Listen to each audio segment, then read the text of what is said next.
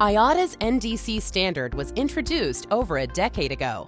That's a lifetime in most technologies, but the world of airline distribution marches to a different drum.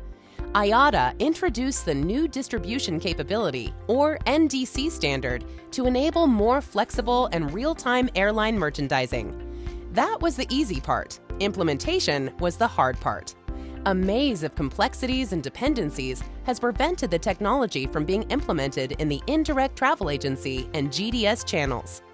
Executives at Sabre and Amadeus both recently shared that NDC bookings are a small part of their business.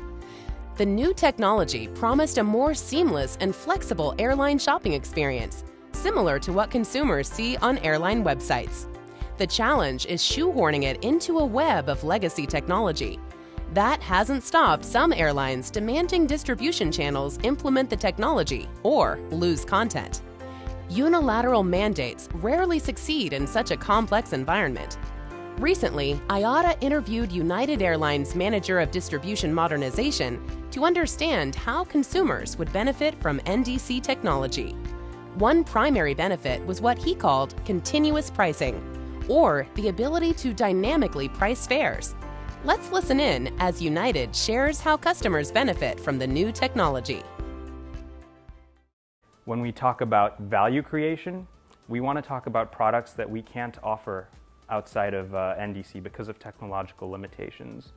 And a great example of this is in the faring world. Now we have price points that we are willing to sell, but we cannot offer because of existing technology limitations.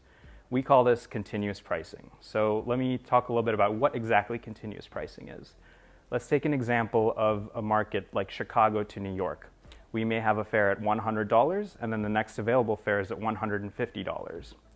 Our revenue management system may determine that we will be willing to accept a $125 fare. Let's call that opportunity cost. But because of the existing system limitations, when we are saying we're willing to accept a $125 fare, the $100 fare is not available, we're selling a $150 fare. So the customer in the end is seeing a more expensive fare than we would have been willing to accept. So what continuous pricing does is it enables us to offer these price points to the customer that exist where our opportunity cost is. And it's funny because we were at a recent travel agency event and we heard, well, isn't continuous pricing going to be used by airlines to increase fares and sometimes lower fares? And that doesn't sound like a good idea for us. It's essentially, they were saying, continuous pricing, you're going to win some, you're going to lose some. And we have not designed our technology or our solution like that.